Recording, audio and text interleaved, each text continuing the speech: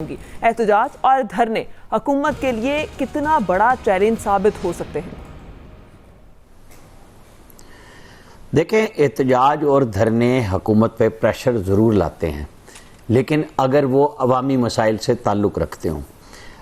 अभी तक जो जॉइंट अपोजिशन बनी भी है और उसके अंदर क्वेश्चन मार्क लगे हुए हैं बहुत सारे कि वो पार्लियामेंट के अंदर किरदार अदा करेंगे, तो वो क्या किरदार अदा करेंगे। मौलाना फजलुर रहमान से बात हो रही है कि जी रिज़ाइन करें, तो वो बताया जा रहा है कि वो कह रहे हैं कि नहीं, आप पार्लियामेंट में किरदार अदा करें। पहले क्या कर लिया था।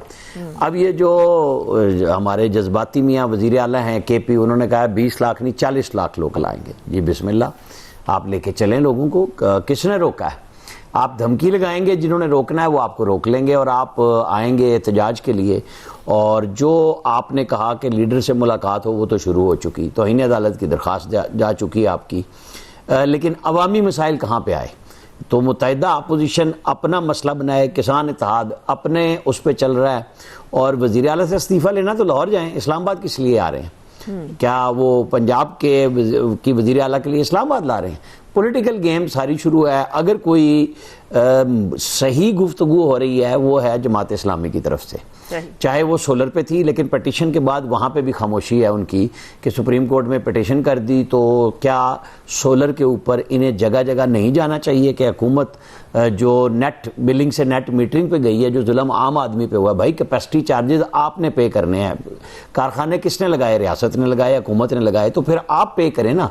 इसका हल निकालें। आप एक तरफ कहते हैं कि जी हमने प्रॉफिट कम करना है, तो रात को जो बिजली आपके जिम्मे आती है 4 घंटे, तो सब जो पुराने वाले सार्फिन है वो भी दे रहे हैं, तो नए वाले सार्फिन को भी आप यूनिट वापस करें, पुराने वालों को भी करें। रात वाले वो तो जब तक 7 साल नहीं हो रहे आप दे रहे हैं 1400 अरब 1700 अरब रुपए कैपेसिटी पेमेंट। भाई तो ये जो आम आदमी की तरफ आप चढ़ाई करते हैं, जैसे एक्सपोर्टर्स को जिनके साथ बैठ के मोहसिन नकवी साहब ने कहा कि आप लोग सियासत में आए, पैसे इधर उधर न दें, उनको 4-4 रुपए यूनिट हमारी जेब से काट के फी यूनिट एक्सपोर्ट के लिए दिया और एक्सपोर्ट कम हो गई पाकिस्तान की। इस बदले में मजीद जो पुरानी रियायत हैं, मराहत हैं, वो तो मौजूद हैं, लेकिन हम सब के ऊपर इन्होंने फिक्स मीटर चार्जेस भी लगा दिए ताकि एक्सपोर्टर्स को सहारा दिया जा सके। एक्सपोर्टर्स का सहारा तो बन गया जेब का। आम आदमी को उनकी एक्सपोर्ट से क्या फ़ायदा हुआ जब एक्सपोर्ट ही कम हो गई? अब आप जो लेवी लगा रहे हैं IMF के साथ, वही मुआहदा, आप हुक्मरान जो हैं वो और सूबों के हुक्मरान, हर जगह पे आप तनख्वाहें बढ़ाए जा रहे हैं मराहत याफ्ता तबके की। आम आदमी को तो आपने 7% दिया, आपने पेंशन 7% दी, पंजाब में वो 3.5% दी। तो जो लोग जरूरतमंद हैं उनको तो नहीं मिल रहा, लेकिन जहां ज्यादा आपने दिया है उनके खर्चे क्यों नहीं कम हो रहे? बहस तो ये होनी चाहिए। ये हमें IMF भी वही वाली मिली हुई है जो सिर्फ मराहत याफ्ता तबके के मराहत को छोड़ के आम आदमी को सब्सिडी देने पे सारे के सारे जुर्माने लगाती है। पहले 200 यूनिट पे किया हुआ है एक जुल्म के जी, अगर एक महीना आपका 201 यूनिट आएगा, जो कि वापडा के एहलकार मिलके कर लेते हैं डेस्कोज के, कि जनाब वो ज़रा सी रीडिंग एक दिन लेट करेंगे 201 हो जाएगा, तो आपको 6 महीने आपको इजाफी जुर्माना देना पड़ेगा। तो ये वो चीज़ें हैं जो आम आदमी के लिए इन सियासी जमातों को पार्लियामेंट के अंदर और बाहर उनको करनी चाहिए। ये बिल्कुल लॉन्ग मार्चेस अपने लीडर के लिए करें, हम बिल्कुल नहीं मना करते। पार्लियामेंट में उठाएं इश्यूज, तो फिर कोई आम आदमी की बात भी तो आए ना। अपने लीडर के लिए तो कर लें, आपने कर लिया, कुछ मुलाकातें हो गई और वो होनी चाहिए, उसको कोई इनकार नहीं कर रहा, उनका इलाज भी होना चाहिए, लेकिन आम आदमी कहाँ है? इशू किसी सियासी जमात के पास ये अवेलेबल नहीं है। सही। अच्छा मोहम्मद इलियास साहब, आप क्या समझते हैं कि धरने लॉन्ग मार्च हुकूमत को पॉलिसीज तब्दील करने पर मजबूर कर देंगे? और हमने देखा है कि जमहूरियत और अमन एक साथ नहीं आते, ये लोग अपने अपने मफादात की जंग लड़ते हैं, लेकिन अवामी मसाइल पर कोई भी शख्स बात नहीं करता। देखिए, इस टाइम गवर्नमेंट को समझना चाहिए कि गवर्नमेंट के ख़िलाफ़ जो लोग उठ रहे हैं, जो जमात इस्लामी ने उठ के धरना दिया लेवी की सूरत में, पेट्रोल की इस सिलसिले में जो महंगाई की सूरत में किसान भी अब जो आने लगे, तो इसमें आवाम भी चीख रही है क्योंकि महंगाई की जो सतह है वो बढ़ती जा रही है और काबू नहीं हो रही है। इस पर गवर्नमेंट को समझना चाहिए, गवर्नमेंट को चाहिए रिलीफ देना चाहिए। गवर्नमेंट जो अगर बातें करती है कि रिलीफ देने की बातें करती हैं, उसको एक्चुअल अमल दरामद करना चाहिए, वो नज़र आनी चाहिए। इस सूरत में अभी कोई नज़र नहीं आ रही। सूबे वफाक की तरफ देखते हैं, वफाक सूबों की तरफ देखते हैं। इस वक्त जो सूबों की जो सूरत हाल है, उन्होंने अपने जो अखराजात हैं, इंतज़ामी अखराजात जिनको कहा जाता है, जो शाहाना अखराजात हैं, इनकी तनख्वाहें बढ़ाई हैं, जो चीज़ें बढ़ाई हैं इनकी असम्बलियों की, वो उनमें कमी नहीं की गई। उनमें किसी सूरत में कमी नहीं की गई। ना गाड़ियाँ जो खर्च जो कम करने का, पेट्रोल कम करने के लिए वो चीज़ें ऐसी है कि कोई अपनी पॉलिसी तब्दील करके आवाम तक मुंतकिल किया जाए, ताकि महंगाई की जो कमी सूरत हो, जो कम सूरत हो, उसमें आवाम को बराह रास्त फ़ायदा हो। आवाम को किसी सूरत में फ़ायदा नहीं हो रहा। ये किस्म का गवर्नमेंट पर दबाव है गवर्नमेंट की जानिब से कि हम कार्ड्स दे रहे हैं, महंगाई कार्ड, वो राशन कहाँ महंगाई कार्ड्स मिलते हैं, इसमें जो अच्छा, मुझे तो ज़ाती तौर पे वो इस वजह से पसंद नहीं है कि आप लोगों को मोहताज करें, बजाय इसके कि रोज़गार की सहूलत पैदा की जाए, आप उन्हें पैसों पर लगा। देखें, उस गवर्नमेंट को चाहिए कि लोगों की इनकम जो है पर कैपिटा इनकम बढ़ाए, उनके लिए वसाइल पैदा करें, उनके लिए सहूलतें दें जैसे दूसरे मुल्कों में दी जाती हैं। इधर हमारे यहाँ तो कोई ऐसी सूरत नहीं है। ट्रांसपोर्ट तो है नहीं, पब्लिक ट्रांसपोर्ट जो लोग हैं वो अगर यूज़ करते हैं तो उनको महंगी पड़ती है। तो इससे लोगों की जो आमदनी है, वो जो गवर्नमेंट ने कहा कि 40,000 रुपये कम से कम आमदनी हो, वो अभी तक उसको उस पर अमल दरामद तक वो जो एम्प्लॉइज हैं उन्हें नहीं मिल रही, उस पर किसी को नहीं मिल रही। अब इसी तरह जो खाने पीने की चीज़ें गवर्नमेंट के अपने अदाद शुमार हैं कि जो ब्यूरो ऑफ स्टैटिस्टिक के कि जी कीमतों में इजाफा हुआ है। अब ये जो इजाफा जो दिखाया जाता है ये बहुत कम है। जब वो टमाटर 400 रुपये किलो मिलेंगे, या इस तरह प्याज वगैरह की कीमतों में इजाफा होगा, या खाने पीने की गोश्त जब आपका होगा, लोगों की है ही नहीं है, इस्तात ही नहीं कि वो खा सकें।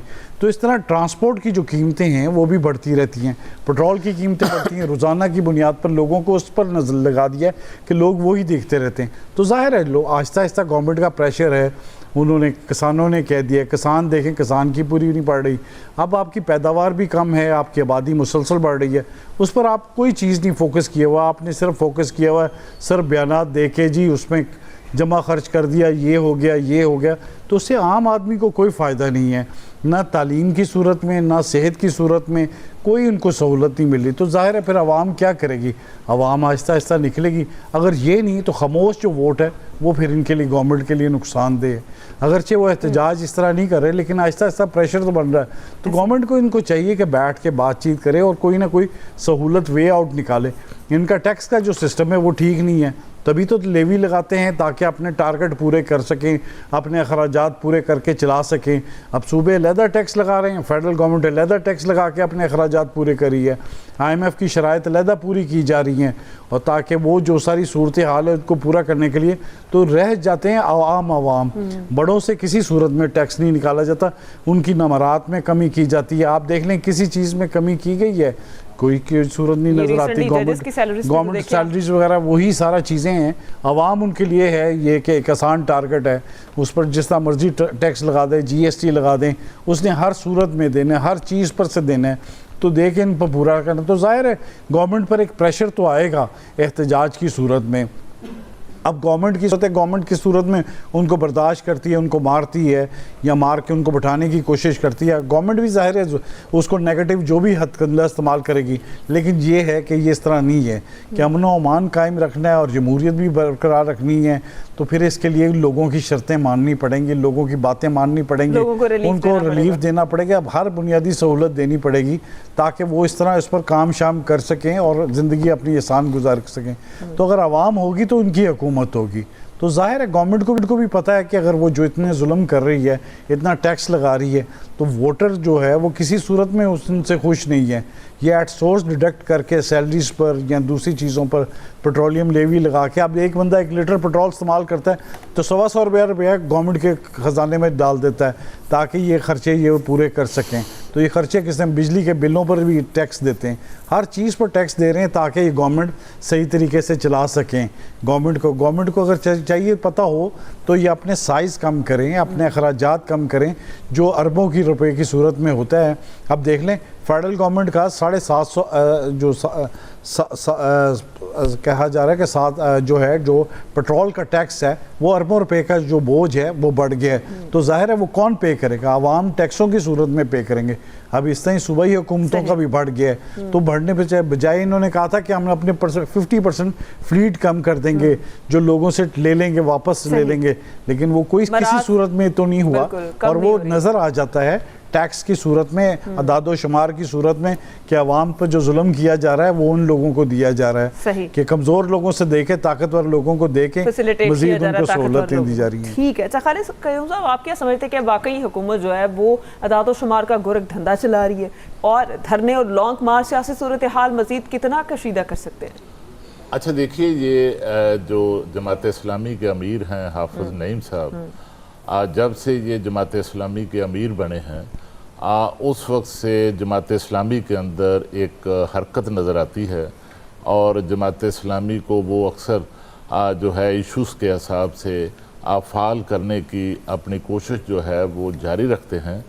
और ये जो इशू उन्होंने उठाया है, पेट्रोल की कीमतों में इजाफ़ा, डीज़ल की कीमतों में इजाफ़ा, और लेवी का ख़ास तौर पर जो पेट्रोल और डीज़ल पर लगाई गई हैं, इस मामले, ये तो मैं समझता हूँ कि अवाम का